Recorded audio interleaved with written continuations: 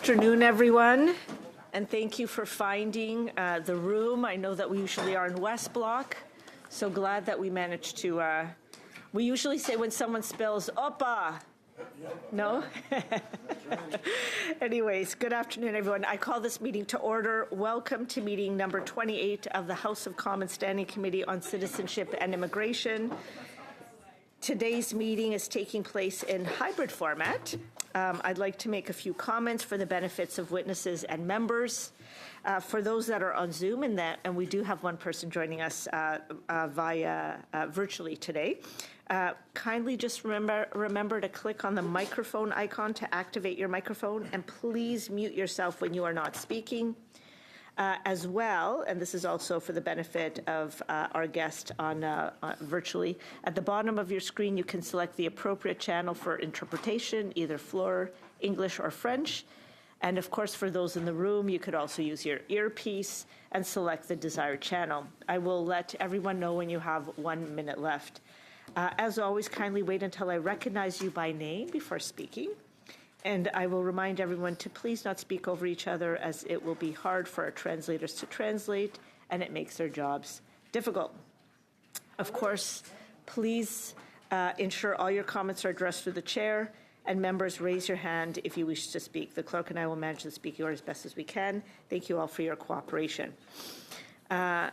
Before I go into introducing who our guests are, I want to say bienvenue à Monsieur Champoux, bienvenue à vous. Welcome, Mr. Champoux. As well to Randy Hobach. Thank you for joining us, Mr. Hobach. Yes, no, it's a pleasure to have you with us. I have not seen you for a while, but it's nice to have you.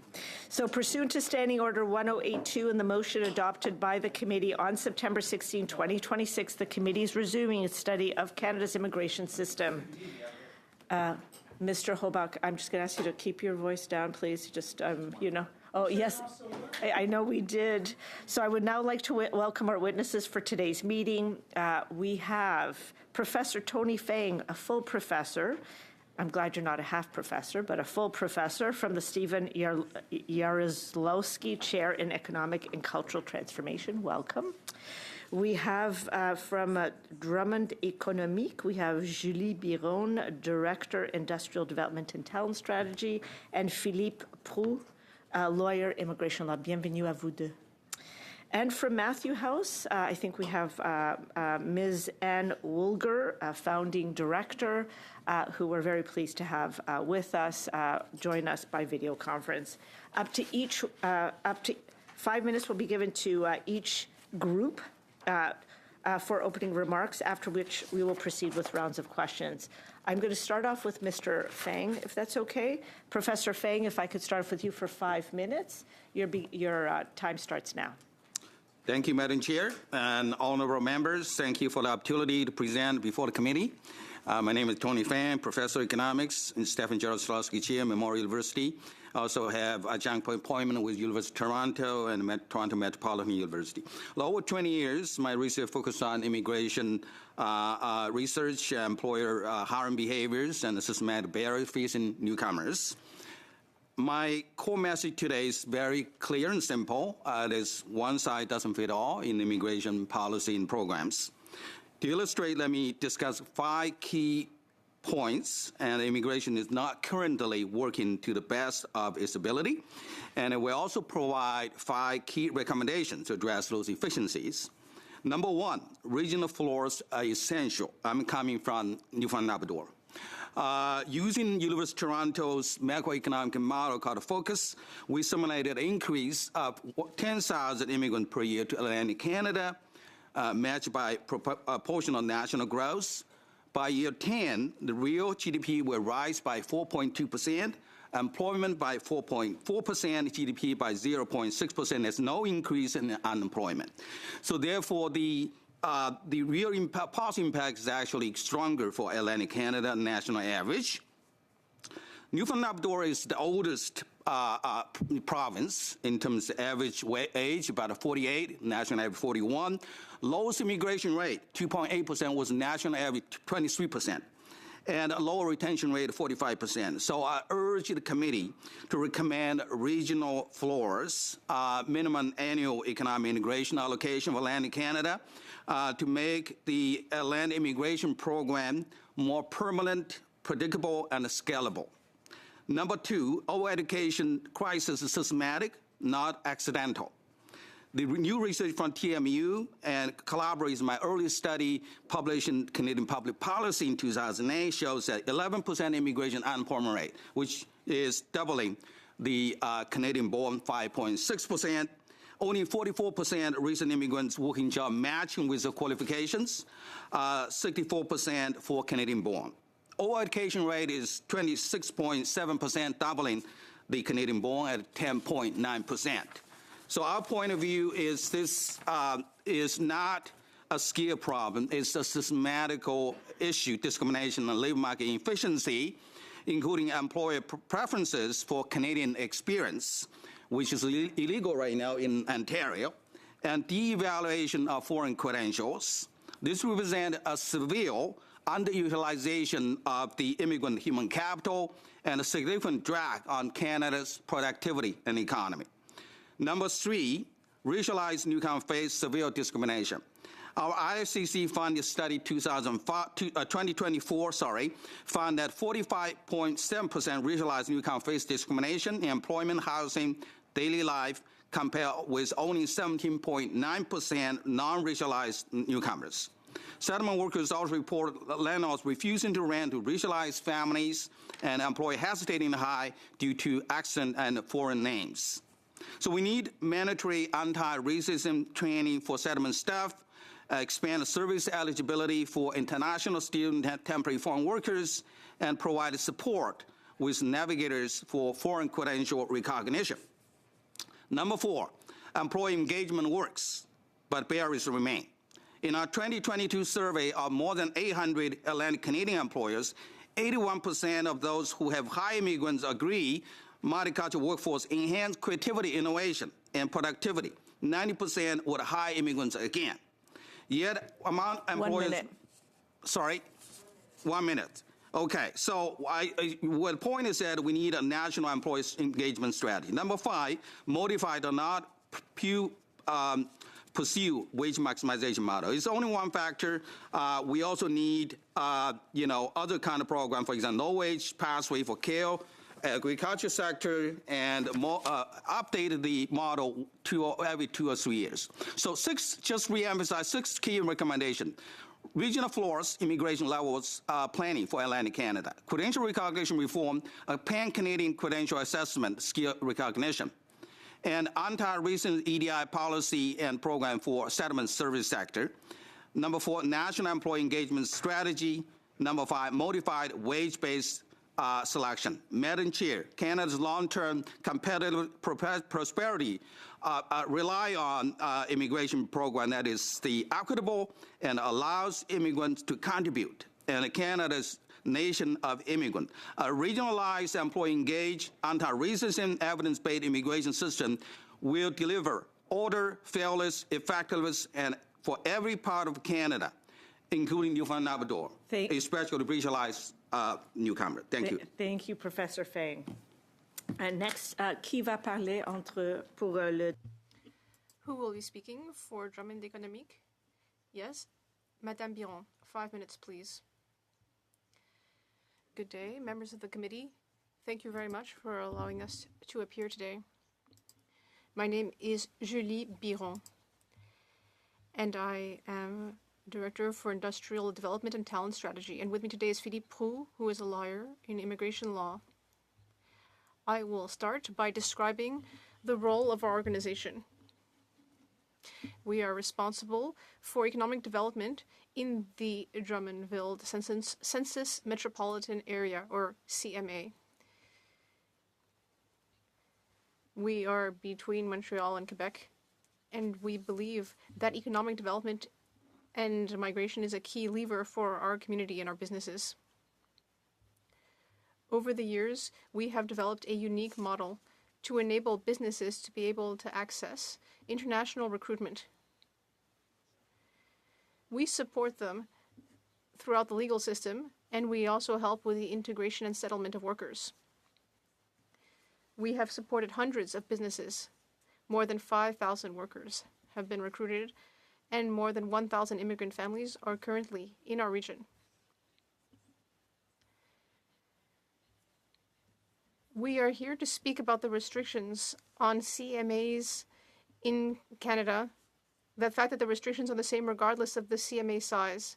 We understand that the Government of Canada wishes to reduce the proportion of temporary immigrants in the country. However, the uniform application of these restrictions unduly penalizes smaller CMAs, given that they have radically different economic and demographic realities.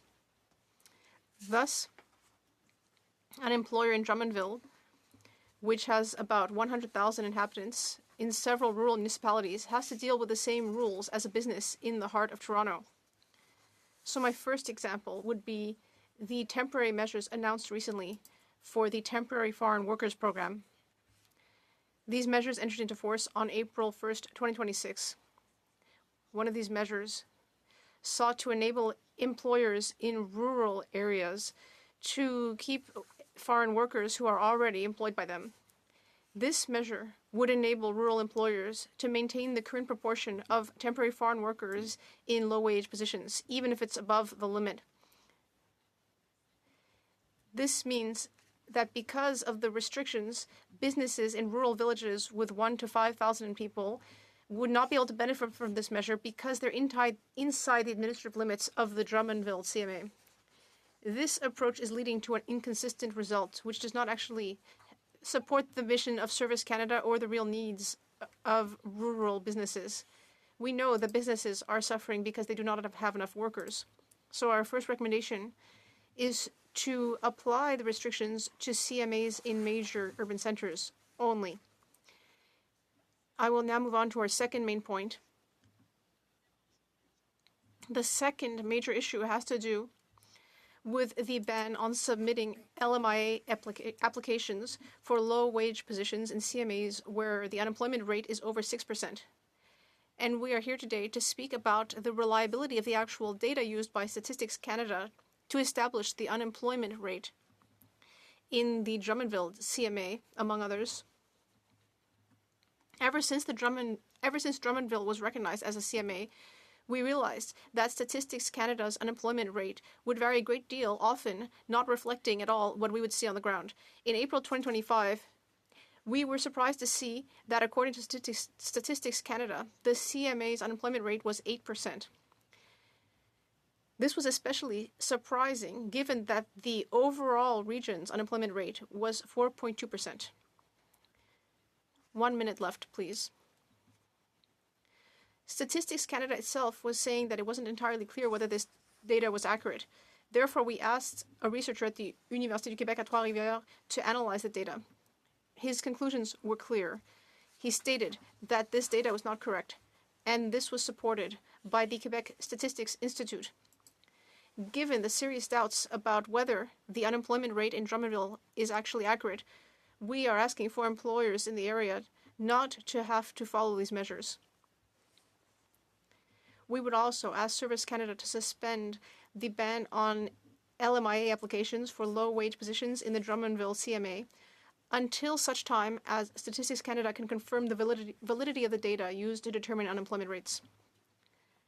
At the very least, manufacturing businesses should be exempted from the restrictions. This is not merely a theoretical problem. Since 2024, we've heard from businesses that there is loss of shifts, of expertise, that there are delays and financial losses. The situation is precarious and will become critical if not corrected immediately. Thank you. Merci, Madame Biron. Now we move online to Ms. Woolger from Matthew House. Please, your 5 minutes starts now. Hello, thank you. Madam Chair, members of the committee, my name is Anne Woolger, and I'm the founder of Matthew House Toronto, a group of homes that welcome, shelter, and assist newly arrived refugee claimants. We have also served as a catalyst for the opening of more than half a dozen other refugee claimant shelters across Canada, some by the same name, including Matthew House Ottawa. I've personally been working with refugee claimants since 1988. a long time, and have helped with the hands-on settlement of more than 4,000 refugee claimants. I have served in various local and national refugee advocacy committees, including the Canadian Council for Refugees. In light of my nearly 40 years in the sector, I have witnessed a lot. My long service has given me a deep first-hand understanding of the issues and, more importantly, the people involved in the shelter and support of refugee claimants. I recognize that for some, the conversation around investing in refugee claimants is fraught with negativity, particularly in light of today's housing challenges. Let me be clear. Refugee claimants are not the problem creating our housing shortage. A lack of vision is the problem. Today, I want to share a good news story and assert that the arrival of refugee claimants in Canada is a profound asset to our nation, offering immense opportunities. Our challenge is simply recognizing their arrival as an opportunity and not as a threat or burden, but turning it to our national advantage. Historically, refugee claimants have been the most misunderstood and scapegoated group. But the claimants I have served bring a wealth of employment, skills, education, and entrepreneurial drive, gifts we should be eager to leverage.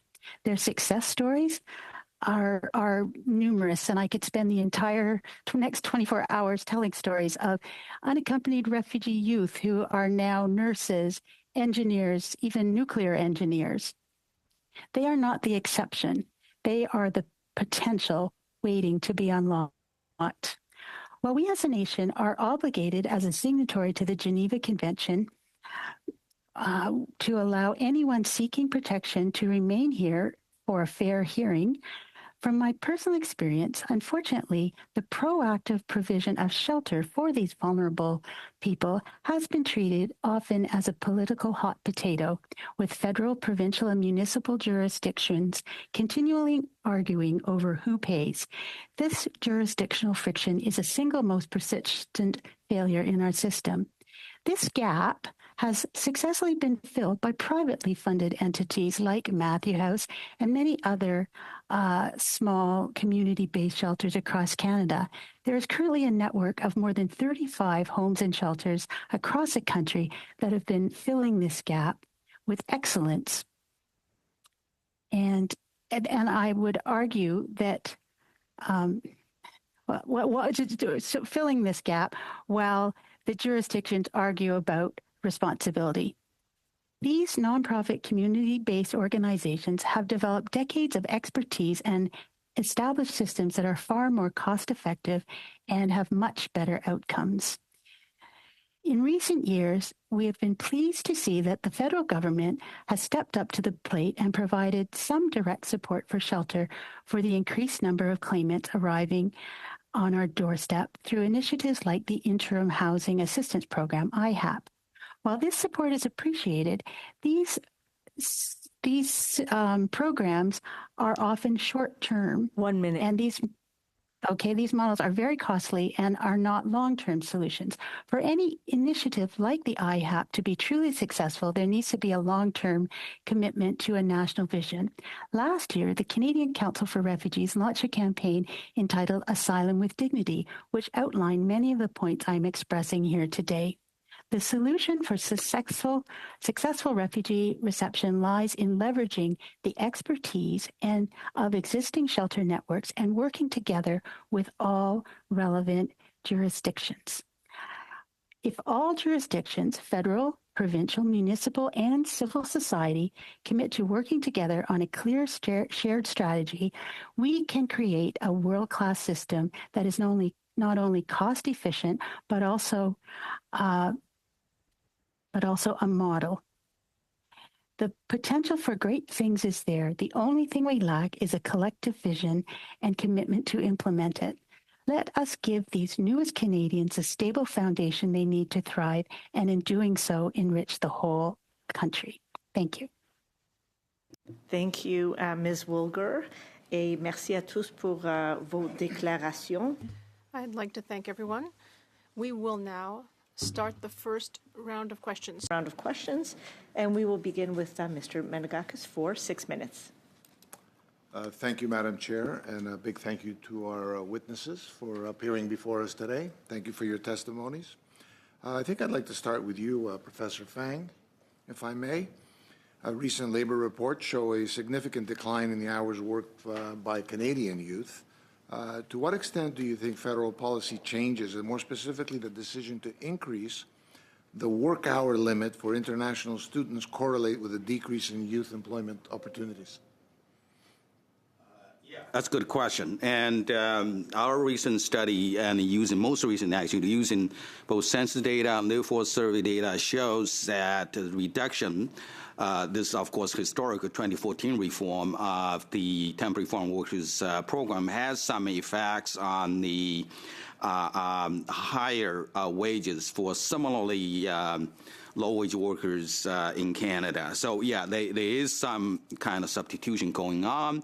This is not a case for temporary foreign workers because they were working in the sectors that the Canadian youth usually not working in, for example, fishery, construction, and agriculture, and so on and so forth. So yeah, so the study shows that, yeah, to some extent, this is the reduction of the international student has some impact. Moderate effect, I would say, is not very highly significant on the employment and also wages of otherwise similar low wage, including the Canadian youth. As we know, Canadian youth suffered quite significant unemployment in recent years, not only because the immigration program, of course, we have to be clear on that, but also because the Trump tariff, for example, economic cycle effects, among other things. Thank you, Mr. Fang. Yes. I have limited time, and Thank I have a few more questions I'd like to ask. So would you agree that the number of international students to Canada affects the wages of young workers?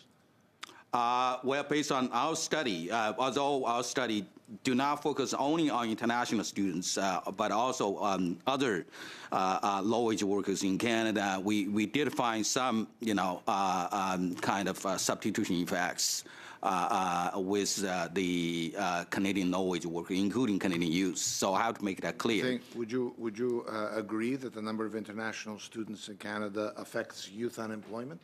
Canadian youth unemployment? I do think so, to some moderate extent. Thank you. Yeah. I'd like to ask a question of you, Ms. Woolger. You had flagged that there was a lack of affordable housing for new immigrants and asylum claimants, even in your testimony today. It was not uncommon that they would arrive at a homeless shelter and stay for longer than normal periods of time due to inadequate amount of affordable housing, resulting in the numbers piling up. In fact, today, the asylum claim backlog is some 300,000 people, and housing costs have gone skyward, particularly in the greater metropolitan areas across the country. How many weeks are asylum claimants having to stay in homeless shelters now? I just want to clarify that certainly the numbers you named of 300,000, the vast majority are not living in any forms of shelters. The vast majority do find places to live, often with friends or family or other people upon arrival. So it's just a much smaller percentage that ultimately need shelter. And sorry, now I've forgotten your question. My question was, how many weeks on average are asylum claimants having to stay in homeless shelters? I would say it would be probably 3 to 6 months. 3 to 6 months. Would you But sometimes it could be 3 months easily. It all depends on the type of shelter and the type of support that's in place. I understand. Would you say that housing affordability has significantly worsened since 2018 for asylum claimants? Yes, it certainly has. It has for everyone, I believe. Okay. I don't think we should point our fingers just at them. It's not pointing fingers. It's just we're been a problem for everyone. We're doing a study here, and we're trying to get some facts, sure. and therefore that's why these questions are coming. Please, it's not intended to have another purpose other than that. Have you noticed a dramatic increase in the number of asylum claimants seeking your services? I wouldn't say a dramatic increase. No. Okay. Since the government announced they have allegedly stopped housing asylum claimants in hotels, have you noticed or heard of an uptick in asylum claimants coming to homeless shelters? Not a significant number. No. Okay, you mentioned There have- the IHAP program. 1 minute. Thank you. You mentioned the IHAP program, and recently we've heard testimony at this committee of the government investing in municipalities by giving them money to purchase, for example, hotels to house asylum claimants and refugees. Are you aware of those? Yes, I am aware. In which municipalities? Well, I don't know if they've purchased buildings. Maybe they have in some cases. I believe there is one in Peel, and Peel just outside of Toronto. There's one in Ottawa, very close to where we're sitting here right now in the nation's capital, that was some $40 million investment given to the city to purchase to house people. I don't know if that Among actually others. took place. I think No, that it did. was. It was I think that testimony was here. It was proposed. testimony here by the department itself, Mrs. Wilger. So Oh, they told us they okay. actually did that, so it did happen. Okay. So, Right, I'm not aware. so if they aren't in hotels and they aren't in homeless shelters, it's your testimony that they are where? Thank you, Mr. Menegakis. That's time. thank So you. you'll have to respond the next round. Next, we have 6 minutes for Mr. Fragiscatos. Thank you, Chair. Thank you to all witnesses for being here today. Professor Fang, let me begin with you. And it's a very general question, sure, but I think it's fundamental to the discussion and to this study, obviously. And that is the place of labor shortages and the immigration system as offering a potential answer to shortages that exist. I say potential answer because I don't think it is the answer. It's one of many. What is your view, sir? You've offered some recommendations, but I do want to have you share your general view here on how we can address labor shortages through the immigration system. That's a very good question. And, I'm trained as economist. We believe in evidence, based policy and practice making. And, so we did, national and also Atlantic Canada survey employers about labor skill shortages. And reported during the COVID time, for example, 40% of the employers had hiring difficulties. Okay, and this recent, of course, labor market easing a little bit in recent years, and still 30% of the employer report, especially SME, small medium-sized employers, and 80 to 90% of them. Reported they are willing to hire immigrants, international students, to fill labor schedule. That's pretty clear. The causal linkage is there, and we also know there's been a skill mismatch, which is unfortunate. On the high end, highly skilled, and also the skilled trades, we couldn't find enough Canadian-born workers to fill these positions. Okay, then also on the low-wage occupations, we talk about fishery, agriculture, all those things. We just don't have enough local workers willing to take those jobs, right? So this is pretty clear kind of dichotomy there, where immigrants and temporary foreign international students can fill a gap. And so this is what we have studied both during the COVID time, 2020, 2022, but also more recently, we just completed a survey this year, which is a national survey. We still had this, although not as high, not 40%, no 30% reported higher labor skill shortages, and the employer hiring attitude still remains very positive, about 70, 80%. You teach at Memorial, I believe, correct? Yes. So you're very familiar, obviously, with the fish processing sector in Atlantic Canada writ large. It's so fundamental to the economy. That point is obvious. What will be maybe less obvious to the rest of the country is the shortages that exist in that sector. As my colleagues from Atlantic Canada frequently remind me, there is no challenge with demand. Demand is quite plentiful, whether for the domestic market or for markets overseas, but they can't find workers. So where do we source the workers? You talked about the temporary foreign worker program. Is that a potential answer to fill some of those gaps? Yeah, we did the interviews with both the employers, but also with newcomers across the province, Atlantic Canada. The simple matter of fact is that without temporary foreign workers, those fish plants just won't survive, right? They just couldn't find enough local. I ask my students all the time, nobody in my class will be willing to do job in the fishery industry. I mean, even many of them coming from, fishing company, villages, and so on. So this is, I think, there's no other way around. This is kind of strategic sector. We're talking about fishery, agriculture, construction, healthcare, right? Immigration certainly plays a key role. I wouldn't say it's the only solution, but it's a key role to solve labor skill shortages in those sectors. Thank you, Professor. Yeah. Madame Biron, bienvenue. Les mêmes questions, en fait. The same question, Madame Biron, specifically, your opinion on the matter of temporary foreign workers. Ever since we've had economic immigration in our region, it's changed things completely for businesses.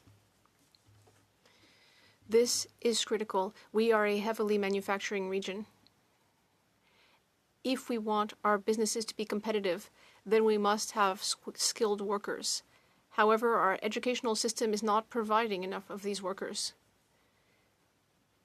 We need people to operate the robots and machines that increasingly businesses are installing. We do not have enough people. Where can we find those people? Well, in many cases, we need economic immigration and the temporary foreign workers program.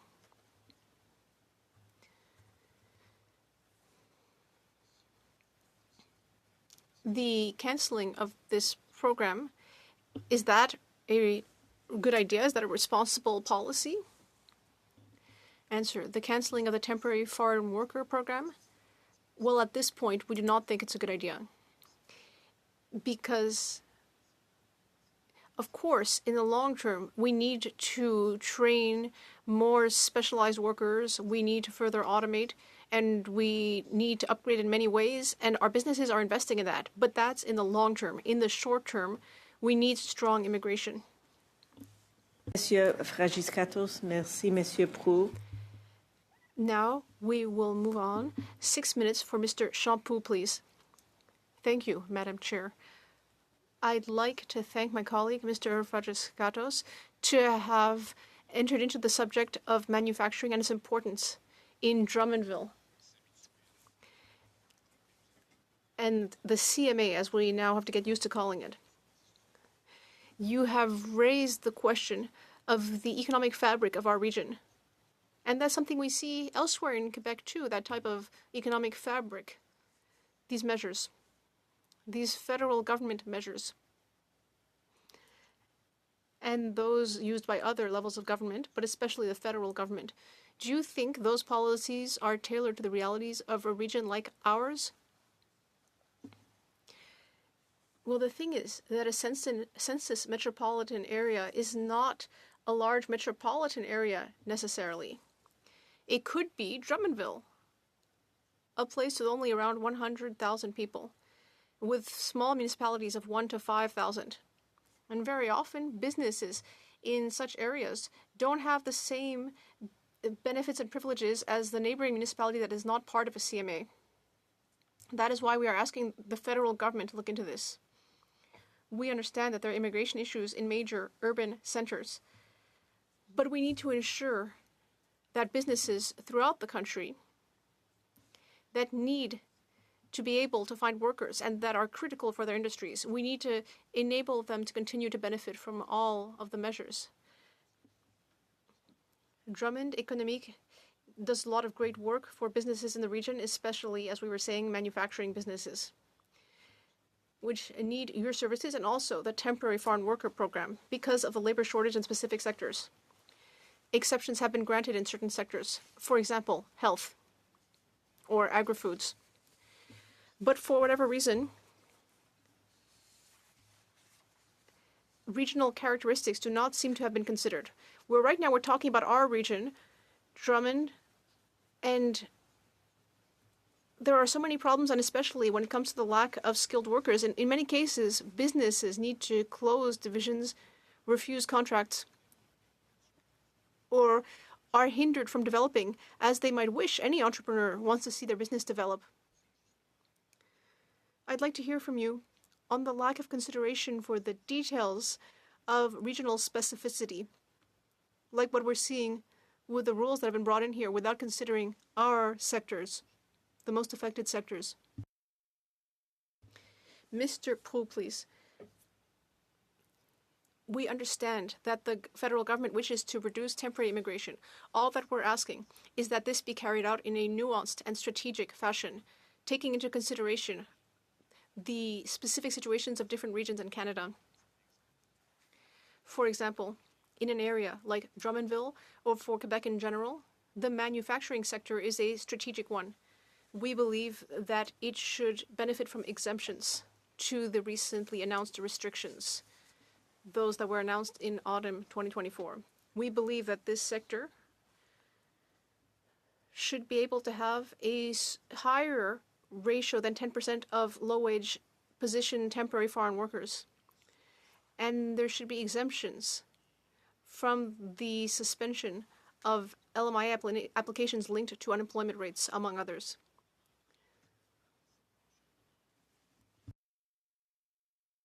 New rules are being brought in based on variations in labor markets, unemployment rates, among other things, are considered.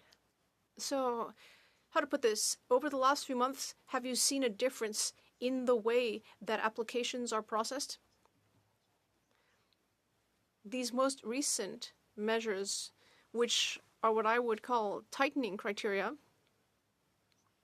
these criteria are being tightened, and we do understand the goal here, as you say. Do you get the impression that this has led to new obstacles in the process? Or do you get the sense that government departments are there to help with renewing permits? At Drummond Économique, we process a great deal of applications, and we do get a sense of the trends at Service Canada. Over the last 2 months, we see that there is a certain level of red tape that wasn't there before. There are more questions that are being asked by Service Canada agents. In some cases, more than 100 additional questions for businesses that have excellent compliance files. So we're not talking about suspicious problem cases. Answer, no. 1 minute left, Mr. Champoux.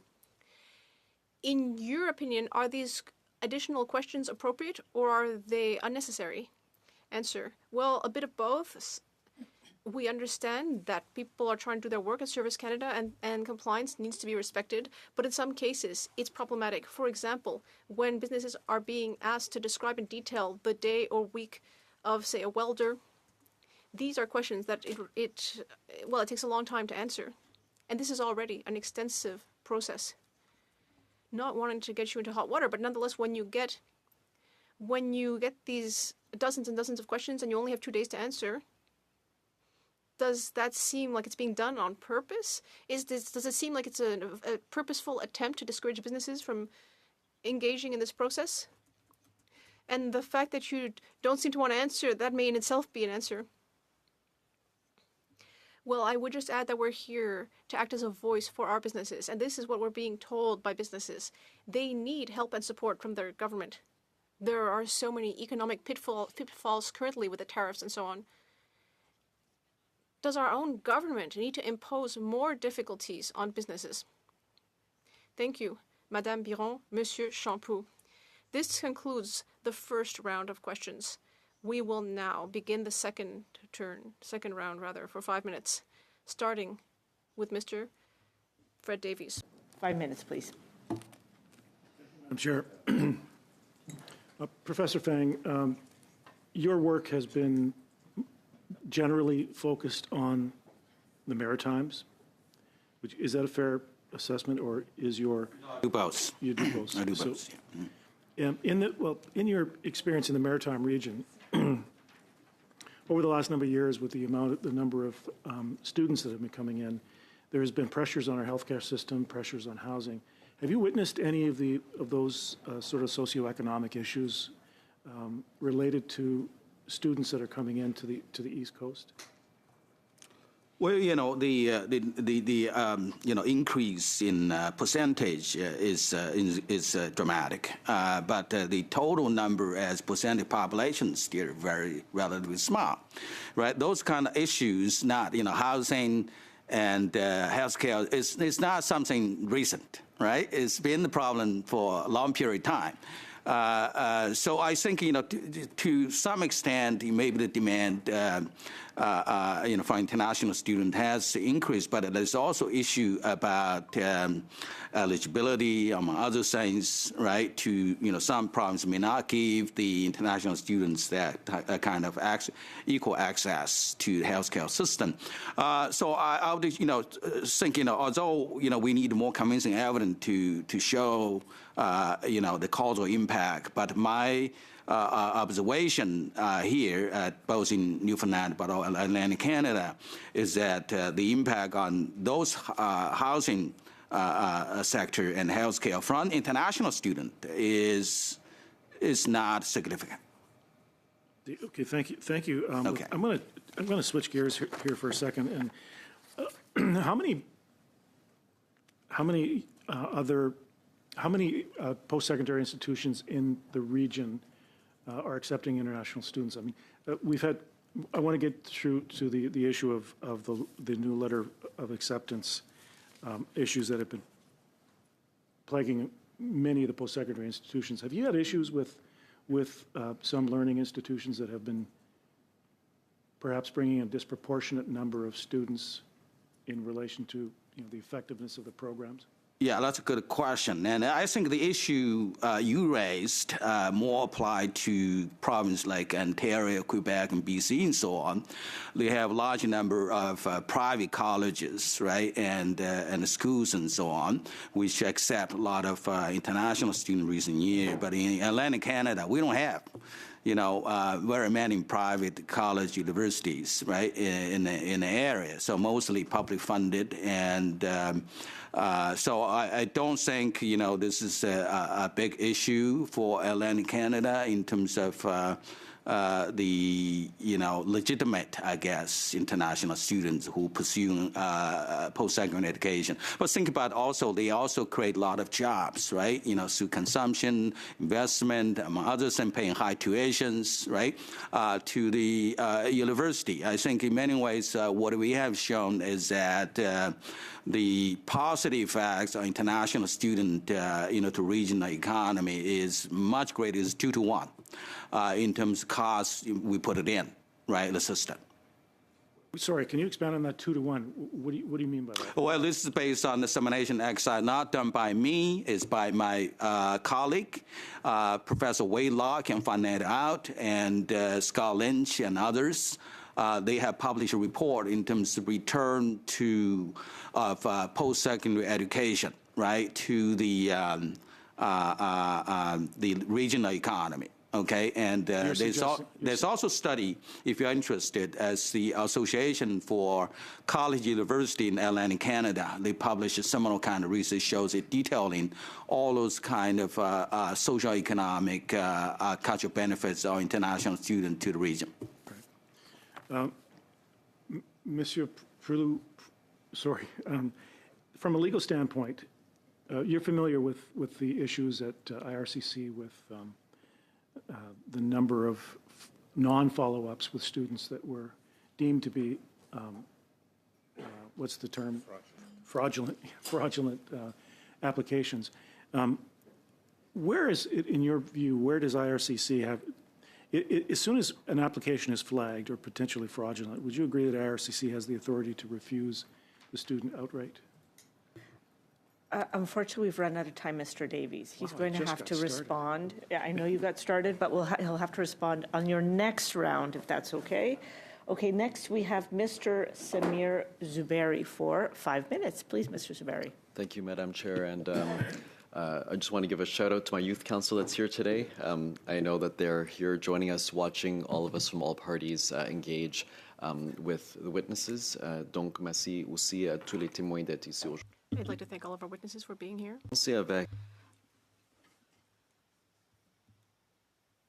I just want to, I really appreciated your contribution here, and I wanted to ask first off about in the first weeks and months that asylum seekers come to Canada, what have you found that are critical supports that those asylum seekers need in order to be fully on their feet and contribute to Canadian society in a meaningful way? What have you observed in your career thus far? Yes, it's thus far. Thus far, I have observed that the first thing they need is safe shelter. And by that, I mean a place where they truly feel safe. Sometimes there are places where they don't feel safe. So safe shelter, and then support with all their initial settlement needs. And that includes going through all the processes to make a refugee claim or prepare for their refugee hearing, working through all those things. We often give them orientation about the whole refugee process, the status determination system. So understanding that, and then orientation to life in Canada, connecting them with legal aid, with local English classes, if English is what they need, and they have to do their immigration medicals, things like that. And then finding, if they already know English, many of them are very keen to find employment. And so helping them find employment. Thanks for that. And I've engaged with a number of different refugees that have migrated to Canada and sought safety here and are safe here as a result of very difficult conditions that they have fled from in other countries, be it conflict, be it potential threat to be deported to great oppression. And what I've noticed are two different stories. I've seen what you just said, which is supports are given to people who land here from the federal government, and within 1 year they end up landing on their feet, getting jobs, contributing to society. I've seen another story where supports aren't given, and then people are dazedly confused, unable to land on their feet, and oftentimes say, "I don't know how I can really integrate here. I might need to go back to a place that is not as safe." Have you seen those two stories in your work experience? Yes. I mean, rarely have I seen them thinking of literally returning, but in fact, that is one of the reasons I founded Matthew House, because I saw there was a huge shortage of decent and appropriate shelters and services geared specifically toward the needs of refugee claimants, asylum seekers. And because of that, the long-term success rate, ultimately, refugee claimants are incredibly resourceful and they ultimately will thrive, but it's a lot longer before that might happen. And so, yes, thank you. Landing at a place that assists is helpful. I'll just share that I've seen this actually, these two stories. The latter story actually with Gazan refugees, and you know, Canada has welcomed a number here who have family over here, and have gone through intense checks, security checks, but are here, and they say that it's so hard, and that they are thinking of going back to Egypt to very different circumstances from Canada, despite the fact that we provided them refuge here from the war in Gaza. Je veux juste poser quelques questions dans le... I would just like to ask a quick question with the 45 seconds that are left. Madame Biron, Mr. Proulx, regarding attracting international talent to small communities. Could you please speak more about that? The issue in rural areas is the retention of immigrants who choose to settle in our areas. One of the main issues we have is the difficulty in renewing work permits for the partners of temporary foreign workers.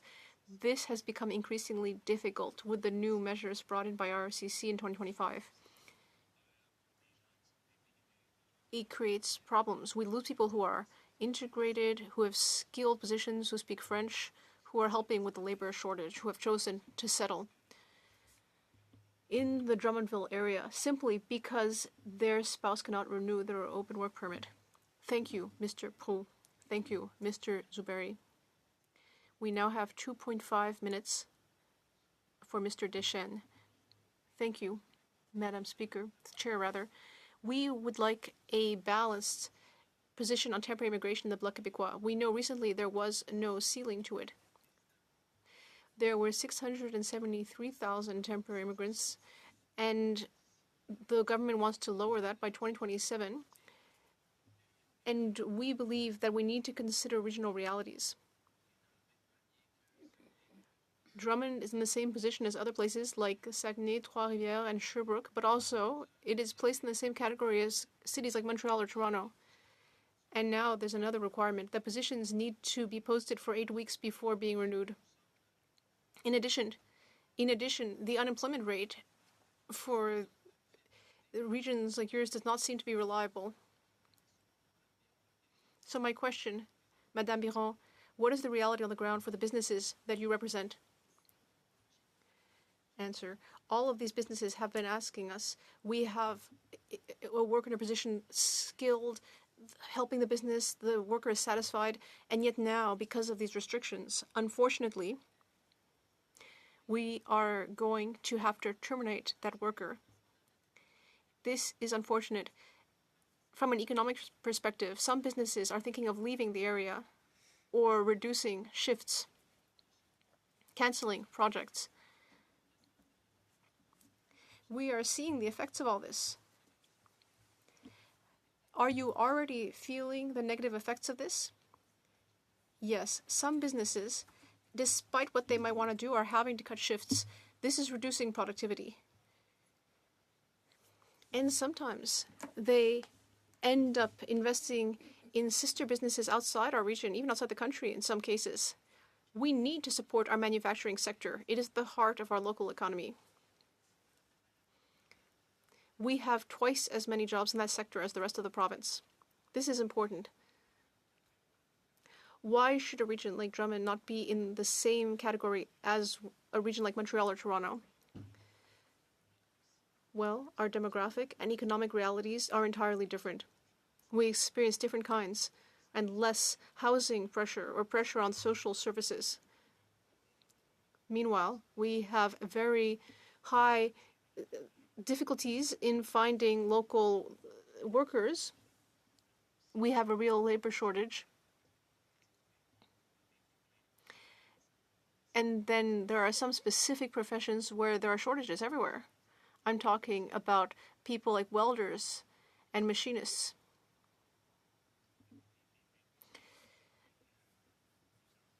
And so having the same measures applied to us as much larger urban centers, it just doesn't work. And thank you very much. we only have 6 minutes left, so I'm going to give 3 minutes to the Conservatives and 3 minutes to the Liberals. Mr. Hof, you have 3 minutes. Thank you, Madam Chair. Professor Fang, I'm going to go really quickly. Your research has found that when access to low-skilled temporary foreign workers was restricted, wages in temporary foreign worker-intensive occupations rose by about 3 to 5%. Does that not suggest that, at least in some sectors, this program has been suppressing wage growth for domestic workers here at home? As I said earlier, yeah. So this is, again, based on the 2014. We don't have the data yet for the recent changes since last year.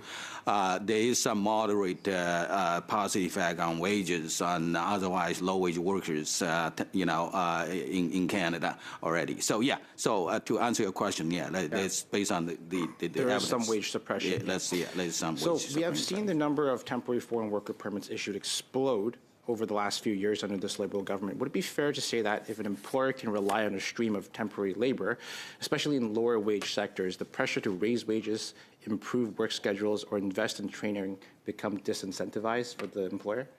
Yeah, I would say, really one-size-fits-all kind of policy doesn't work. As my colleagues also mentioned that, depending on what sector you're talking about, right? Agriculture, fishery, and the care economy certainly, rely on temporary workers quite significantly. The other is that depending on region. Again, if you look at urban centers, you have all this housing, the transportation, all the issues, healthcare. But in the smaller rural communities, you don't have large population. I don't think you have the similar kind of issues, but we address, right, this regional dichotomy here in terms of immigration policy and impact. Yeah. So And we've seen the Liberals lose control of temporary worker streams in recent years. And you mentioned earlier that temporary residents have had a, quote, substitution effect on employing Canadians. And youth unemployment is now 14 to 15% over the last year since this Prime Minister took office. At what point does the temporary foreign worker program that is supposed to address genuine shortages begin to function instead as a tool for preserving a dependency on a low-wage business model? Yeah, again, so we have to be very careful when we talk about different strain of the residents. For example, if you look at the youth employment, it's not temporary foreign workers that actually replacing the jobs of the local youth because they're not working in the industries. For example, agriculture, fishery. You ask them, there's no one working that, but it's really international students. There are many working at, say, Tim Hortons in major urban centers. Yeah, well, it depends, right? It really depends on how they were brought into the the country first place. It's really the intention is to fill labor skill shortages. Again, we need evidence to say, the people are mobile. 15% unemployment, right? And then even higher in the GTA, but then there's Tim Hortons and other retail sectors that are relying on temporary foreign But do you have data, hot data on, all those temporary foreign workers, not international students? We know that a lot of international students are working those kind of. Thank you, Professor Fang. Yes. Thank you, Mr. Ho. Okay. Now we have 3 minutes for Ms. Zaid, please. Thank you, Chair, and I will share my time with Ms. Sodhi. My first question is for Mr. Fang. Can you please share your view on the federal government's Budget 2025 commitment to convert the status of the 33,000 workers already living and working in the country to a PR status, the permanent status, primarily in the rural areas, so will help support economies such as Newfoundland's? Yeah, well, that's a very good question. And I mean, my understanding is the federal government tried to observe those temporary residents already in the country. I think it's the move in the right direction to do that. And so I think, it's good that it's targeted, right? As I mentioned, those strategic sectors, agriculture, construction, healthcare and fishery and so on, and also rural remote areas, right, that report the most severe labor skill shortages and population decline. So I think it is, again, fit into the recommendation I have early on. One size fit all kind of policy doesn't work. So the only issue here is that we need more transparency, the selection criteria. No, I think it's not very clear at this moment, right? So the number is actually, absolute number looks reasonable, 33,000. But if you look at the percentage of the 30,000 to the total amount of, immigrants or temporary foreign workers, it's relatively small still. Thank you, Madam Chair. My question will be to Mr. Proulx. Sorry if I mispronounced your name. I was wondering if you're able to tell us about what trends you have personally seen when it comes to immigration and entrepreneurship, and what recommendations you might have for the committee to ensure that the immigration system supports the work that you're doing in fostering that entrepreneurship.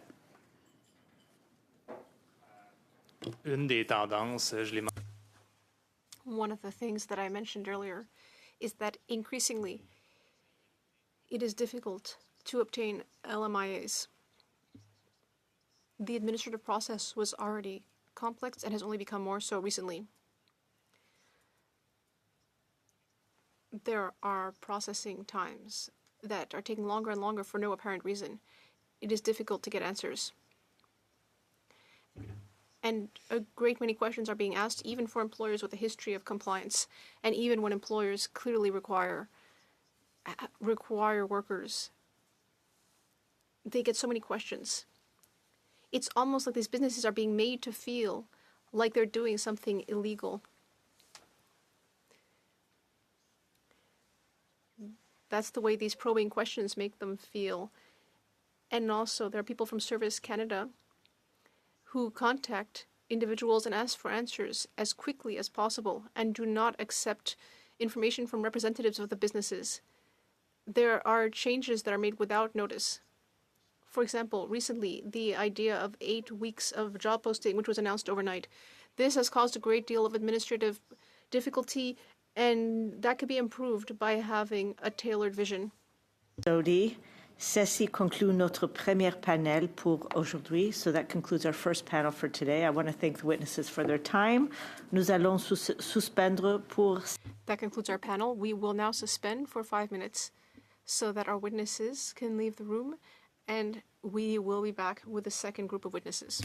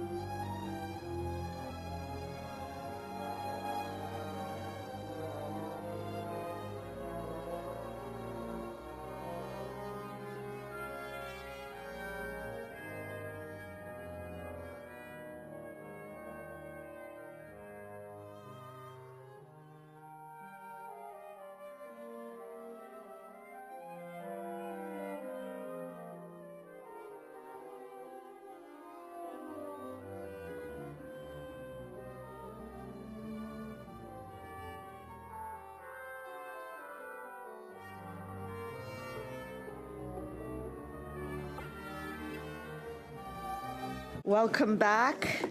Welcome back. Welcome back to our second panel of our immigration, on our Standing Committee of Citizenship and Immigration meeting today. I will once again make a few comments for the benefit of our new witnesses. We do have someone joining us online, so just wanted to mention.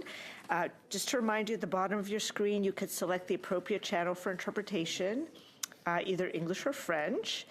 And for those in the room, of course, you can use your earpiece and select the desired channel. And I will let everyone know when you have 1 minute left.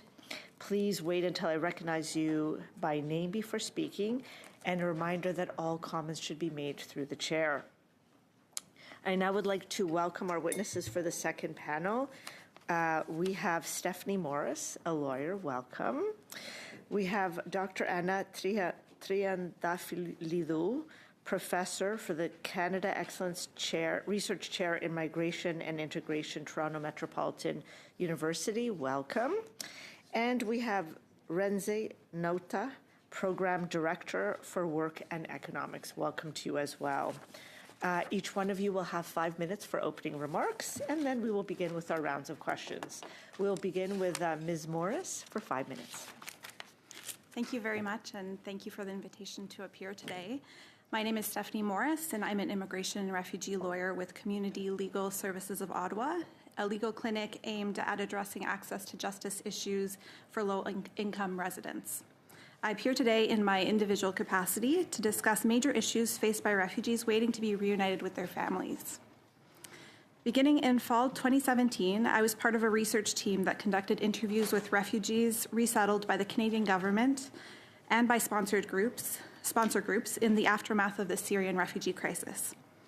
One of our key findings was that resettled refugees identify separation from family members, including extended family members, as a primary driver of poor physical and mental health, financial instability, and stalled social integration. Conversely, reunification is a powerful tool to foster refugee self-sufficiency. The Immigration and Refugee Protection Act states that one of the primary objectives of the Act is to support the self-sufficiency and the social and economic well-being of refugees by facilitating family reunification with their family members in Canada. Unfortunately, Canada's current immigration system increasingly prioritizes economic immigration, sometimes seemingly at the expense of its family reunification objectives. Key examples of this include that processing times for reuniting protected persons with their dependent family members exceed 3 years, and that programs often used to reunite family members are currently closed, including the Group of Five and community sponsorship streams of the private refugee sponsorship program since November 2024. I'll start by addressing family reunification for protected persons in Canada. When a person obtains status as a protected person in Canada, they are entitled to apply for permanent residence and to include their dependent family members in their application. In recent years, protected persons have faced average processing times exceeding 2 years simply to be granted permanent residence themselves. Then they wait, sometimes an additional 2 or more years, for their spouse and or children to join them in Canada. The delays in family reunification are not merely about processing capacity. They are a direct consequence of quotas set in Canada's immigration level plans. In the most recent levels plan, the government announced permanent resident targets of only 20,000 annual spaces for protected persons and their dependents, despite an existing backlog of what I calculate to be more than 250,000 applicants. The government is effectively planning for these families to remain separated for years by setting quotas far below the actual number of applicants. I echo the call of civil society organizations that protected persons should be removed from the quotas set in the immigration levels plans and that they be granted automatic permanent residence as soon as they become protected persons. This would eliminate redundant applications and fulfill the minister's mandate to prioritize family reunification. The dependents of protected persons should also be removed from these quotas and should be issued temporary resident permits so that they can come to Canada while they wait their PR applications being processed. I also want to address family reunification for privately sponsored refugees in Canada. Private sponsorship is a time-honored Canadian tradition where communities pull together to provide refugees with full financial and emotional support during their first 12 months in Canada. In November 2024, IRCC suddenly announced a pause on community sponsorship, which has been extended until the end of 2026, and many fear that the closure will be further extended. Additionally, the government has repeatedly decreased quotas under the private sponsorship category. For just 3 years ago, Canada committed to resettling 28,000 privately sponsored refugees this year. But the newest quota has been reduced to 16,000 for this year, representing a 42% decrease in privately sponsored refugees in 2026. The demand for private sponsorship shows that Canadians are willing and able to welcome refugees by covering the full costs and providing full support during refugees' first year in Canada. Why reduce quotas for a program whose costs are voluntarily borne by Canadians? Additionally, outside of exceptional moments of crisis and public interest, the private sponsorship program is often used as a family reunification tool. It is often the only way for resettled refugees to reunite with their extended family members who they long to be with. I ask that family reunification be prioritized in your study of the immigration system. Prolonged family separation has long-term economic and social implications for our country and our communities, and I would be happy to speak further on my research on this topic. Thank you for your time, and I look forward to your questions. Thank you so much, Ms. Morris. Next, we go online to Professor Triandafilidou. 5 minutes. Merci beaucoup, Madame Chair. Thank you very much for having me. My name is Anna Triandafilidou. I hold the Canada Excellence Research Chair in Migration and Integration at Toronto Metropolitan University, and I'm myself an immigrant to Canada. I want to speak today less about our selection system and more about our talent, talent utilization system in Canada. Canada is the most educated country in the world thanks to immigration. We are the country with the highest percentage of people who have college or university or higher education in OECD, so I take it probably in the world.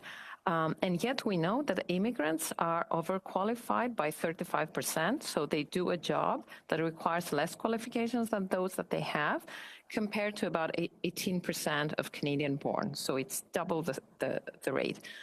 So I think time and again, when we look at studies also by colleagues, economists who crunch the numbers, I'm a sociologist, I don't crunch that much the numbers, we see that the economic and social outcomes of new permanent residents have improved through the years.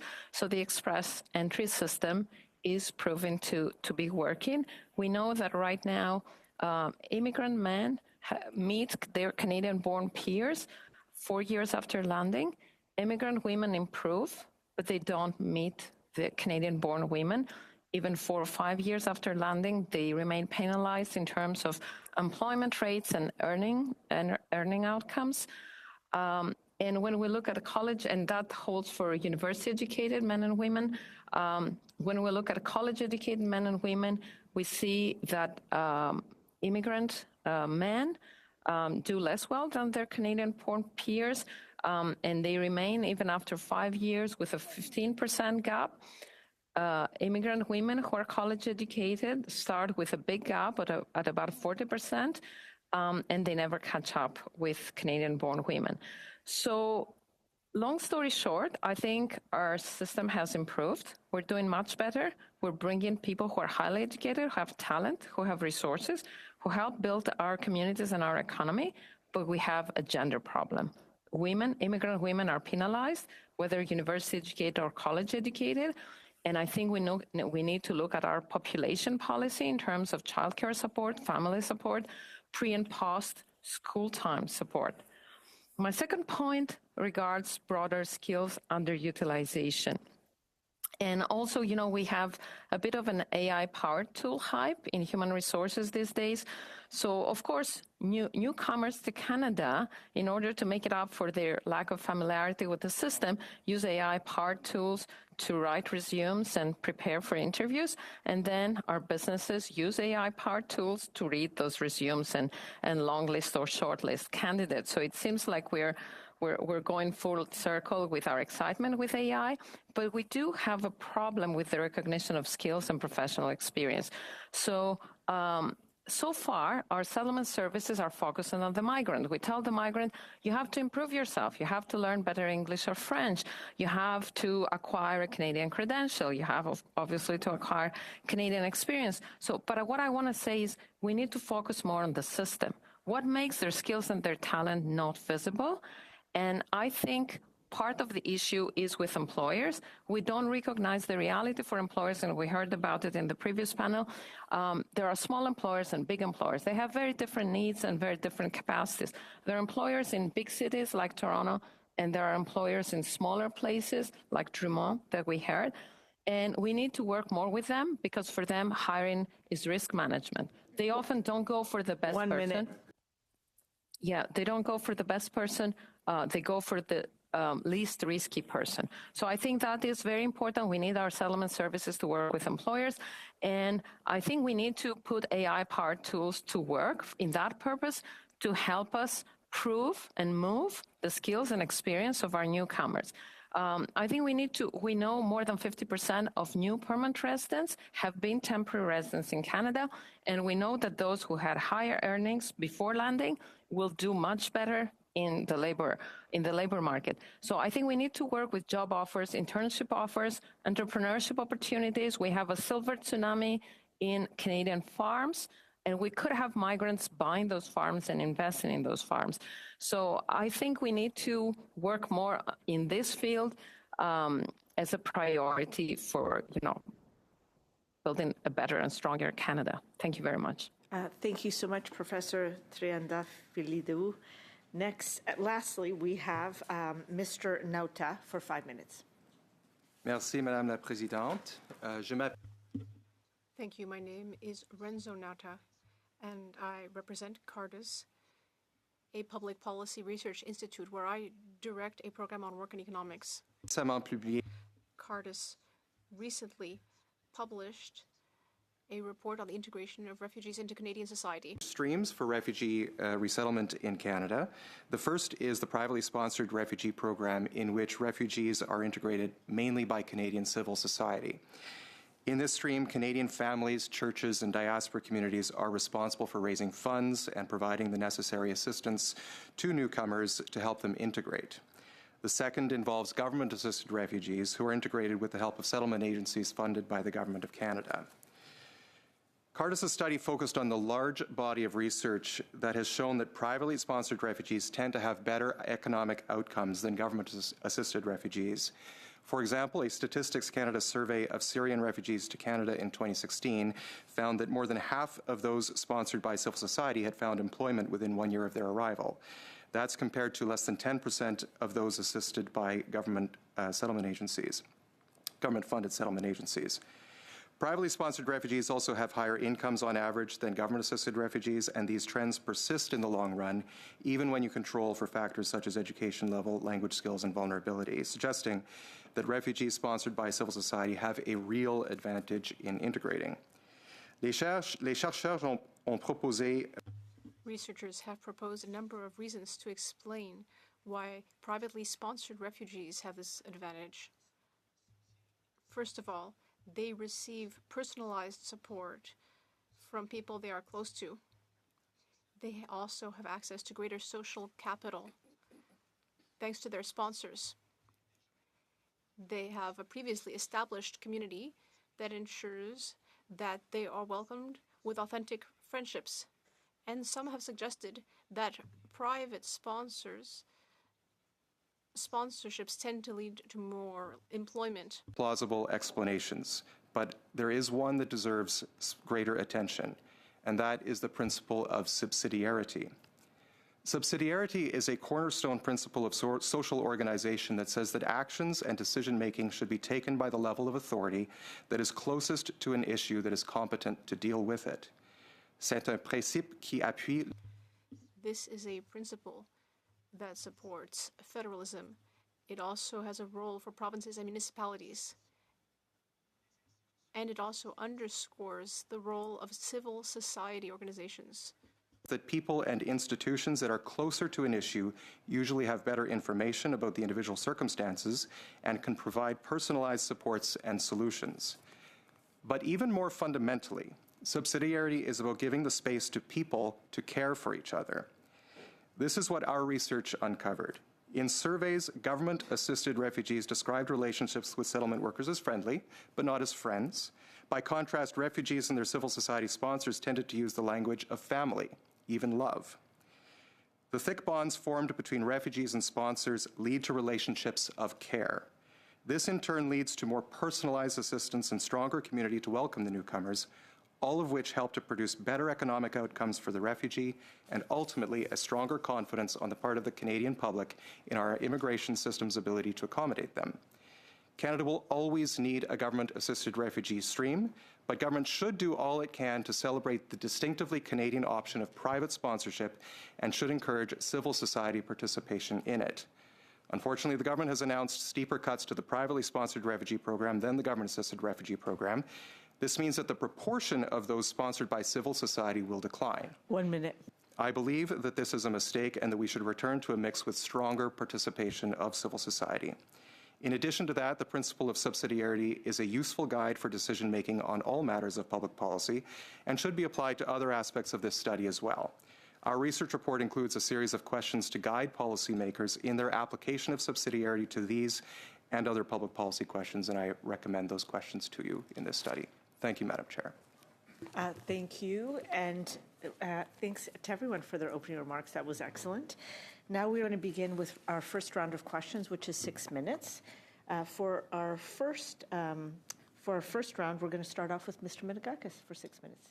Thank you, Madam Chair, and thank you to our witnesses for your excellent testimony today. I'm delighted to see Professor Triantafyllidu here with us, a prominent academic from the greater Greek community of Toronto. I'm delighted to see her here. Mr. Nara, welcome back to the Hill, sir. Thank you. I'm going to start with you, I think, today. Many in the over-credentialed working class are recent immigrants whose professional credentials we don't accept. That is something that you wrote, sir. So my first question is, do you think speeding up processing of transferable credentials in demand fields for high labor needs, where high labor needs exist, such as nursing, would be beneficial? Short answer is absolutely. This refers to another paper I wrote on the over-credentialed working class, which studied the phenomenon of a large number of Canadians who are in the working class which we defined as people who are in jobs that don't require a university or college diploma. And what we found is that more than half of them actually have a college diploma, and almost 20% of them have a university degree. Not surprisingly, many of those, but not all, but many of those are recent immigrants, and in fact, some long-standing immigrants to Canada as well. So I think what our report highlighted is a very significant opportunity cost to both the Canadian economy and to the immigrants themselves, that there's an inability for them, because of structures that exist here, to allow them to exercise their trade. And so absolutely, I believe that is a crucial issue that needs to be addressed. So in your opinion, what would be the greatest obstacle for internationally trained immigrants from practicing their field in Canada today? Well, we identified foreign credential recognition. I think that this is a complicated topic, certainly, but part of the solution has to be a greater understanding on the part of regulators in Canada of what the education systems in other parts of the world are. But more than anything, I think political will is necessary to break through some of the differences in credential recognition across the country. I think the fact that there are so many different regimes in Canada, which is a factor of us being a federation, and there are occasionally legitimate reasons for that, but I think we also have to recognize that some of those differences are causing a national problem in being able to accommodate and integrate these recent immigrants to Canada. Do you have an estimate on how much economic potential Canada is losing out on by keeping highly educated and skilled immigrants outside of the fields that they studied in? I don't have a specific number, but what I would say, and I wish I had brought that report to this committee, but if I recall correctly, it was about 74% of immigrants to Canada, or perhaps recent immigrants to Canada, who are members of the working class, are over-credentialed for the work that they're doing. So 74%, you have to think about what kind of work that those people could be doing if they were able to apply their education to the Canadian marketplace. The exact number I'm not sure, but the figure I would leave you with is that 74% of the immigrant working class in Canada is over-credentialed. That's an astounding number just on itself, at 74%. What specific barriers do you see in the Red Seal certification process that prevent experienced foreign tradespeople from entering the workforce quickly? Well, I think I'd like to focus perhaps on the solution, which is that there needs to be faster processing, and I think there has to be systems in place to accommodate the difficulty that immigrants with skilled trades can. Where immigrants with skilled trades can come to Canada and perform those duties. I think it's a matter of political will to establish timelines and to establish direction to certain regulatory bodies to just ensure that gets done. Ms. Morris, if I may switch to you. Liberal Bill C-12 specifically redirected thousands of applications into the pre-removal risk assessment stream. Given your observation that PRRA decisions frequently contain legal errors, what is the likelihood that redirecting thousands of claimants to this stream will simply shift the asylum backlog from the IRB to an already overwhelmed federal court system? Yeah, thank you for the question. I think this is something that many lawyers and legal advocates are warning about. The Bill C-12 is likely to switch the backlog from the Immigration and Refugee Board to the IRCC and eventually to the federal court when many of these decisions are litigated. So I agree that it's likely to create a backlog in another part of the government, which is not necessarily filled with public servants that are trained to make these decisions. Thank you, Ms. Morris, and thank you, Mr. Menegakis. I want to call you Fragiskatos, but Menegakis. Okay. It's my brother from another mother. We have a Greek contingent here today. Okay, so next we have 6 minutes for Ms. Zaid, please. Thank you, Chair. Thanks to all the witnesses for appearing before the committee. And my questions are for Dr. Trianda Filido. I hope I pronounced your name properly. Thank you for appearing before the committee. You have studied migration narrative across different countries. How important is it for governments to demonstrate that immigration is being managed in a deliberate and evidence-based way in order to counter the misinformation and the polarization happening? Can you please point to some specific examples in the ways that some other countries or jurisdictions have handled immigration policy that Canada can look to as a success story?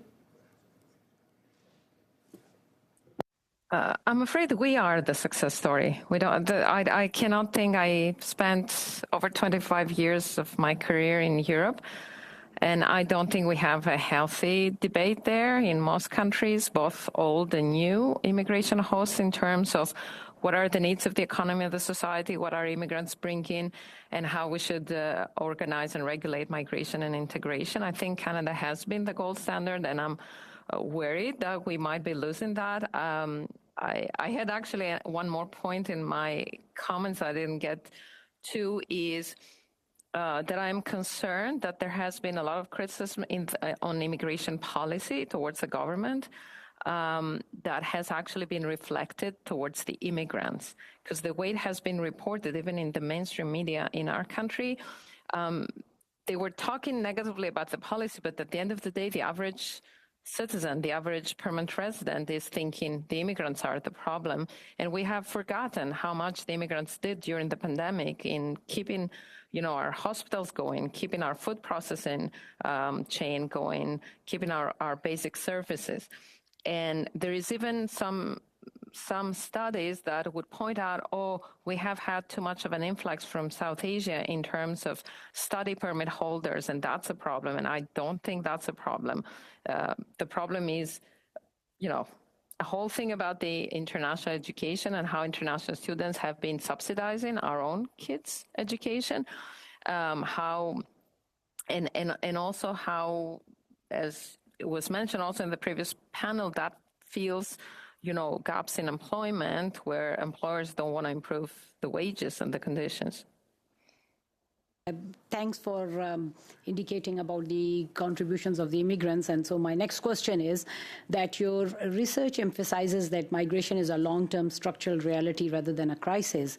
So in that context, what specific policy choices can governments make to strengthen public trust in immigration systems while maintaining high levels of immigration, particularly when public perception may not align with the economic needs? Because that's the problem about the public trust right now. I think we need to tell those stories. There's many stories in Canada of people, whether who came as permanent residents or who came as temporary permit holders, whether study or work, transitioned to permanent residence and to citizenship, and are building our businesses and our communities. So we need to tell those stories, both in numbers and in real stories where people can relate to that. And I'm concerned that we've been focusing on smaller problems rather than seeing the bigger picture. I think we also heard, we know we're an aging society. We know that 40% of our medical and paramedical personnel is non-Canadian born. And we even know that we are short of family doctors, and there's so many family doctors that are not able to practice because their credentials are not recognized. So we need to tell those stories. There is an additional complication these days with social media, because we know, people always read the newspaper they agreed with and watched the TV channel they agreed with. But right now we have the algorithm proposing to each of us the people we agree with. And this is a very important issue that has the risk of polarizing the debate. I also want to comment on the erroneous connection between affordable housing and immigration. Housing prices started rising in 2019 and 2020 when we had the lowest immigration, and then they kept rising. So there are other dynamics there, but it seemed to be a pure mathematical equation. We are so many people, we have so many houses. that was very simplistic, and we know economists tell us it was wrong. Thank you. And you have written extensively about the identity, belonging, and the role of integration in shaping the social cohesion. And you mentioned in your opening remarks also about the integration of the new immigrant movement. So what are the most effective policies Canada can adopt to ensure that newcomers integrate successfully while also strengthening a shared sense of belonging among all Canadians?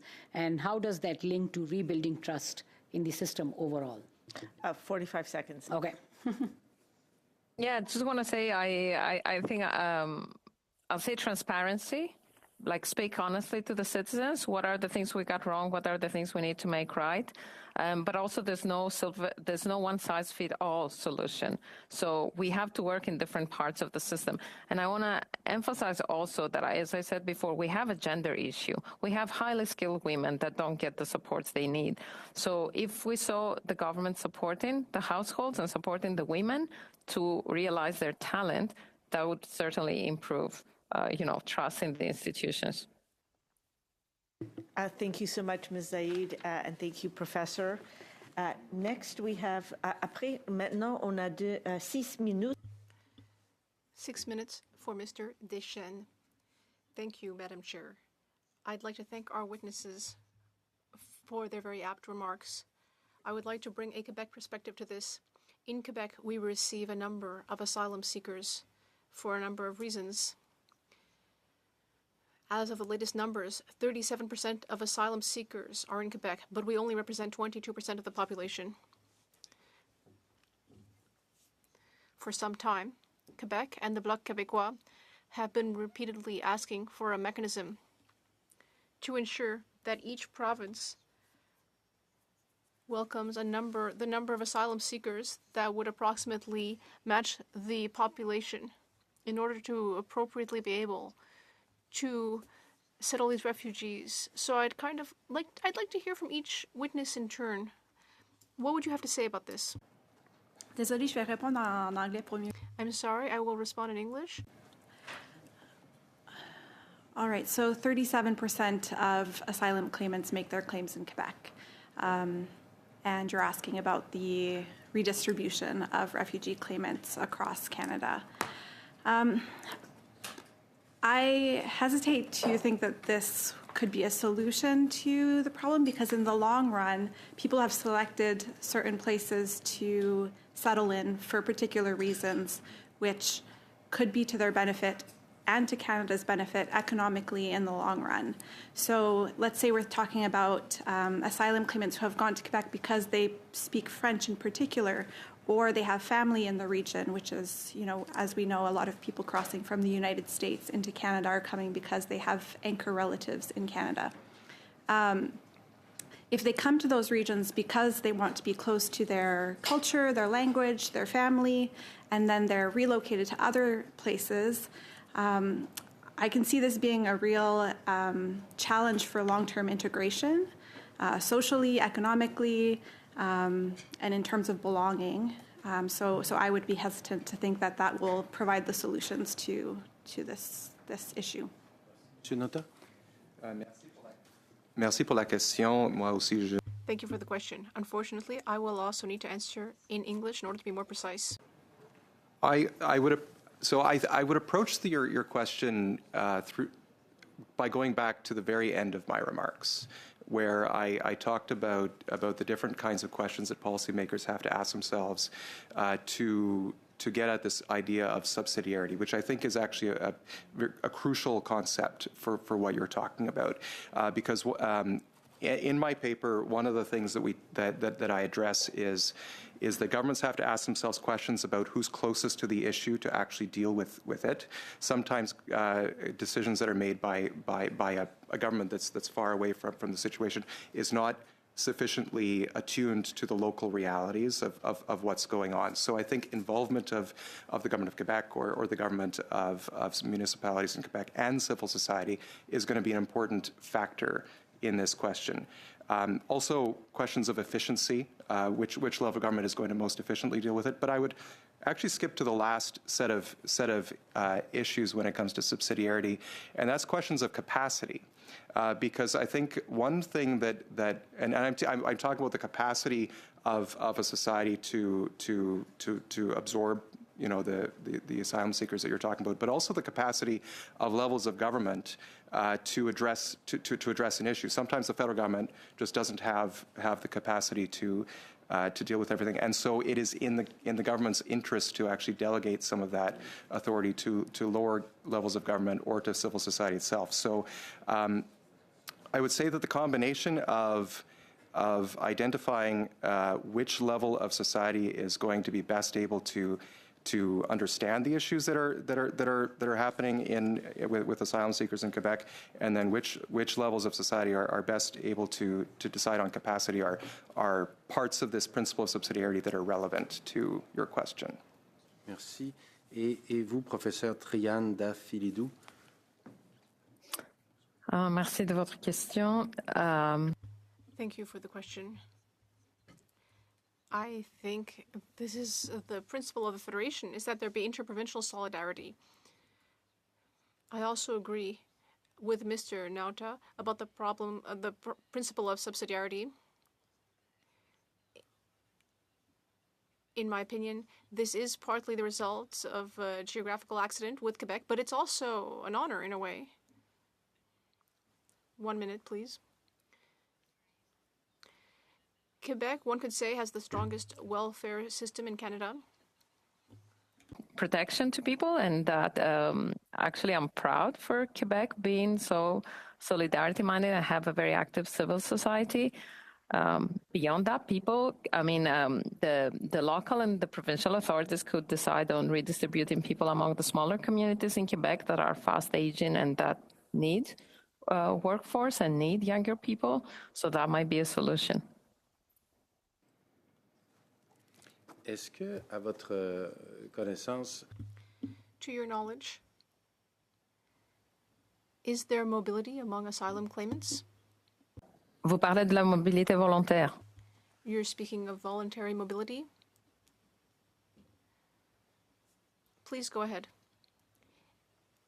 Indeed, I think there is voluntary mobility towards Toronto and other large urban centers, as the other witnesses were saying, because of family networks, friends, and so on. As we also heard in the preceding panel, there is also the matter of shelter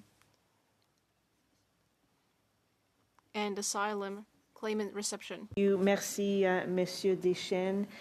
Now we go to, that completes our first round of questions. Now we go to our second round of questions for 5 minutes. And we have Mr. Redekop for 5 minutes. Thank you, Madam Chair. And I want to, I know that we had talked about doing a motion. I just want to do it now and get it out of the way. So you've all seen the motion to do with C3 and the fact that we didn't quite get it right for the reporting information that we wanted from the department. And so the new motion is just to kind of fix that. I think we've all seen that. I won't read the old motion because we know what that one is. I'll just briefly read the motion as it is. And that is that the committee, so I move this motion, that the committee, having adopted the following motion on March 25th, 2026, and I'm not going to read that part of the motion, and that the Department of Immigration, Refugees and Citizenship Canada has provided a written response back to the committee explaining that the wording of the motion is too narrow to capture all citizenship applications made under the provisions under C3. The committee requests that Immigration, Refugees and Citizenship Canada provide the committee on a quarterly basis with a written report in both official languages covering the preceding quarter of all relevant data, including what was captured by the motion adopted on March 25th, 2026, related to citizenship applications and all new citizenships granted as a result of the provisions in Bill C3 as categorized by the terms of the original motion, and that the first such report provided to the committee be provided to the committee by no later than July 15, 2026, shall include all applicable data since Bill C3 came into force. Any questions? Any debate? No? Okay. I have, everybody supports? Okay, so I've got thumbs up from everyone, Mr. Clerk. So I think that settles that motion. Thank you so much, Mr. Redekop. You now have 3.5 minutes left. Just 3.5 minutes? Oh, yes, that's it. We'll make it quick then. Yes. My questions are for Professor Triandafilo. Have you ever advised on government policy or contributed to government policy before, or have your expertise ever been consulted or your research ever been referenced in any capacity? Yes. Okay. And correct me, you're listed as an expert panel member for the Century Initiative, is that correct? Yes. Can you explain a little bit more to this committee about what the Century Initiative is and what it advocates for? Okay, I have to tell you, I arrived in Canada in 2019 to take up the Excellence Chair after a highly competitive selection process of world-class scholars in migration, and I discovered Century Initiative. And later, in function of my role during the pandemic, I was asked to join what is called the National Reference Panel, which means that the Century Initiative convenes us once a year for 2 hours to ask for our opinion on several initiatives that they're undertaking. So that is my level of commitment and involvement. Okay, and the Century Initiative has publicly supported a goal of growing Canada's population to 100 million by 2100 through significant and sustained increases to Canada's population growth rate. Is that correct? Yeah. Do you personally support that objective? I don't support a specific number. I support the population policy that includes immigration, but includes also employment, reskilling, upskilling, includes families and households, and particularly women and other equity-seeking groups. So I guess in your view, is that target a desirable, realistic, necessary? No, it's a slogan. It's a slogan. I think it was a slogan, and it's not desirable as such. No. Right. So, I mean, if it doesn't sound like it's a slogan, it's listed as an objective. Have you ever considered whether Canada has the housing infrastructure and labor market capacity to sustain that level of growth?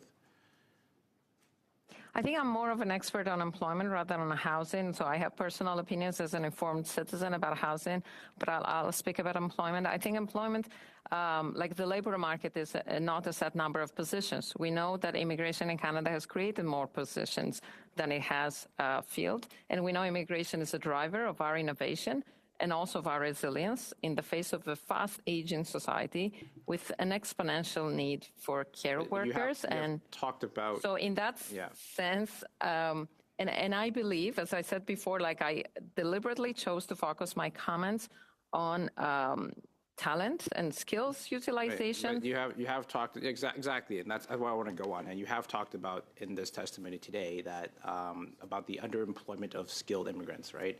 So why are we, are you suggesting that we are expanding those intake levels to 100 million if there's already issues with integrating and making, utilizing the full range of skills that immigrants are bringing?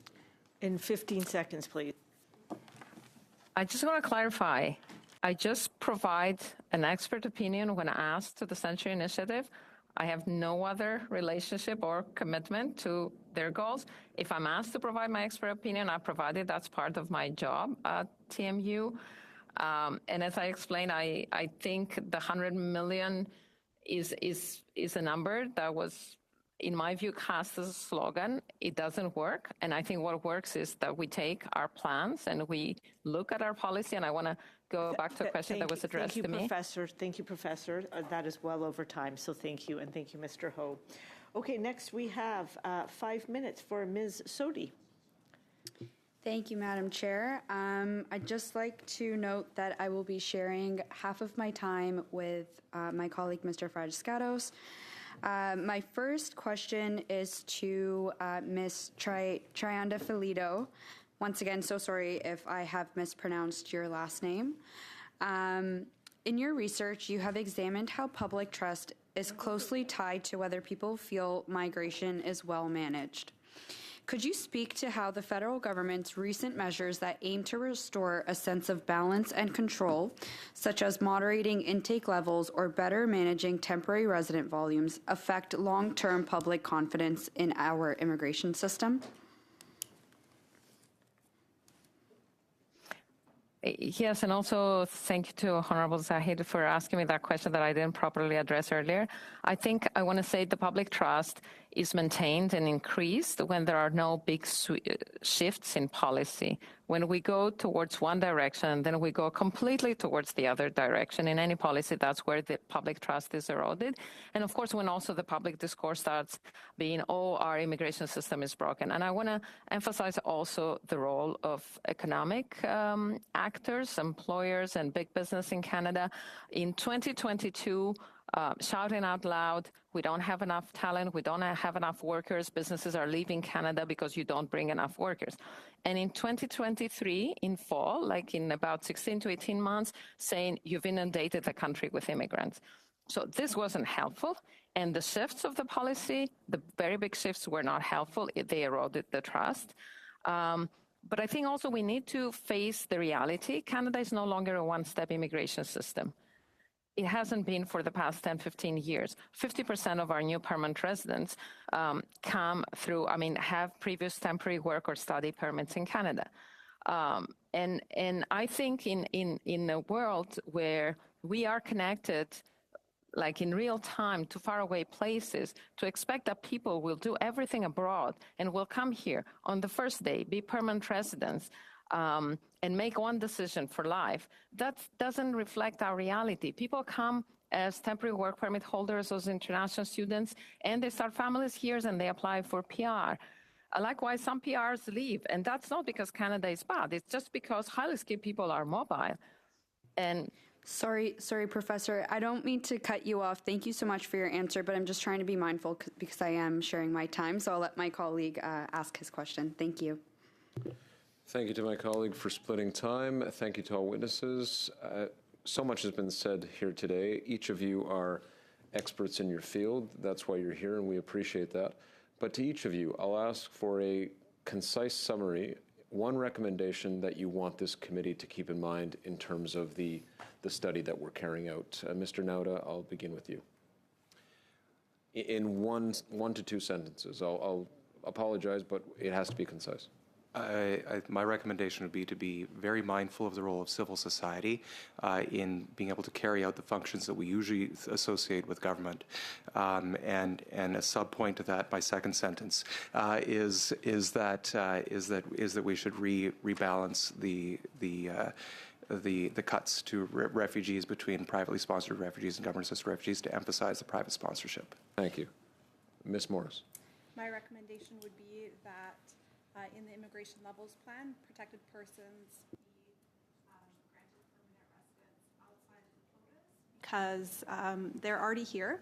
They are likely, almost certainly, going to become Sorry, could you residents. just repeat what you just said? We'll just restart the time, just Sure. because the translators had a hard time translating that. Thank you.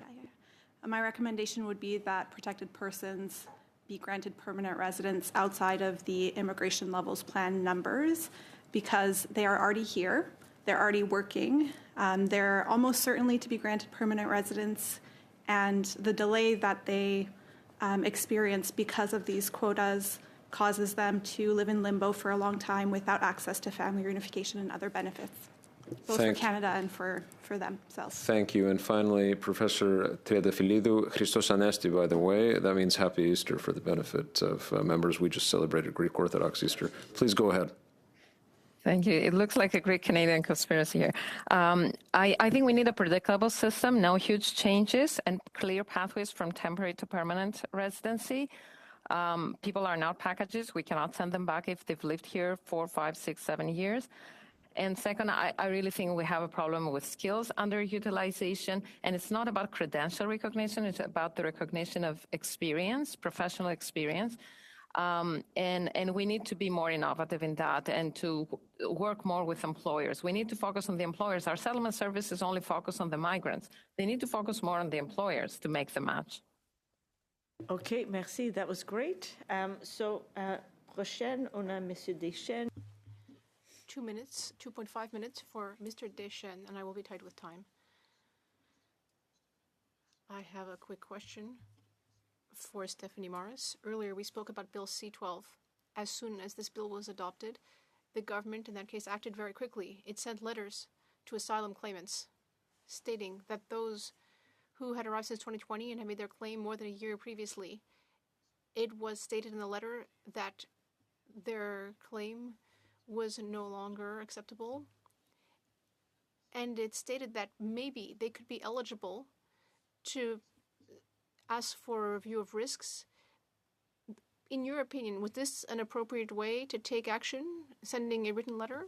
Lack procedural fairness.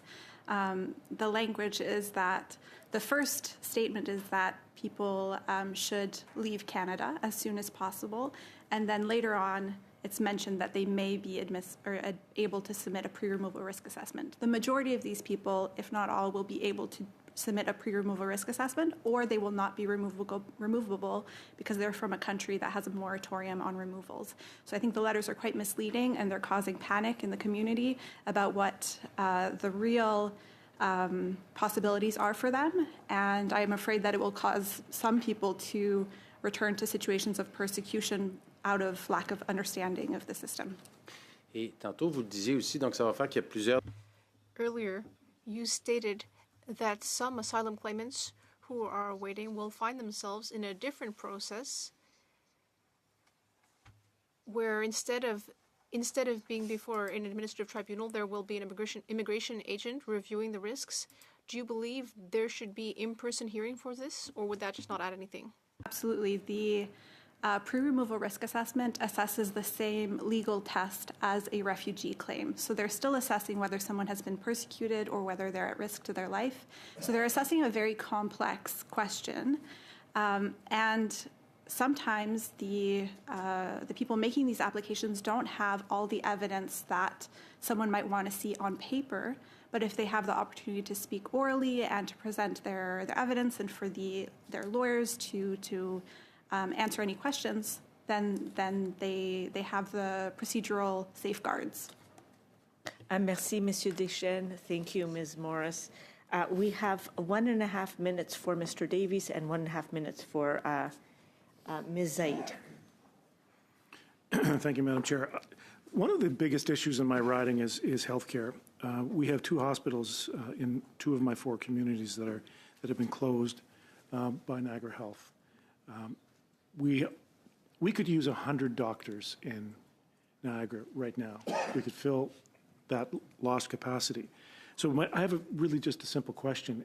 Where is the choke point? Where is the certification bottleneck focused? And do you have, and this is sorry to Mr. Nada, do you have a solution or suggestion that would help sort of unlock the roughly 18,000 doctors that are in Canada now that are not able to practice? So you're addressing the very important issue, and I'll follow up with the number of immigrants who are in the working class who have not just a college diploma but a university degree, which would be the people that you're talking about. Again, the working class are people who are in jobs that don't require any college diploma whatsoever. In terms of a choke point, it's difficult to pinpoint, except to say that it is a systemic issue, and because it has been this has been an issue that has been going on for decades. You know, I remember doing policy 20 years ago, and we were talking about it then. What that says to me is that it requires, again, coming back to the principle of subsidiarity that I was speaking about, when something is of such a systemic nature, it requires, in that case, it justifies and requires a national action. Even though, thank you, Mr. Note. I'm sorry, we've gone past your time, but thank you, Mr. Davies, as well. We have 1.5 minutes now for Ms. Zaid. Thank you, Chair. My question is again for Dr. Trianda Filido. When looking at global migration patterns, how impactful is climate change and its impact as a driver of migration? So how is this likely to evolve over the coming times, and what steps should government be taking today? Climate change is impacting initially people into displacement within their country in the hope also of returning. And it usually activates a chain reaction where people, for instance, move from a rural area to an urban area to look for employment. And if they don't find employment, or if they find employment, sometimes this will fuel international migration. We don't have direct climate migration or say climate refugees in Canada, and it's very difficult from a legal perspective to ascertain that someone has moved mainly for climate reasons, but it is very important to look ahead on how these things will affect local economies and local systems of production, and what will be the chain reaction. Also, a lot of the strongest climate impacts are in places where states have less capacity to look after their citizens. Okay, thank you very much, Ms. Zaid, and thank you, Professor Triandiviludu. If I have 30 seconds, can I respond to the previous question about the doctors? No. Sorry, I thank you. But what we can do is any submission you make to us formally will be considered as part of the study. So feel free to follow up with us. I want to say a huge thank you to all of our witnesses and thank all of the members for their patience today, for their excellent questions. That concludes our meeting today. Have a great rest of your evening.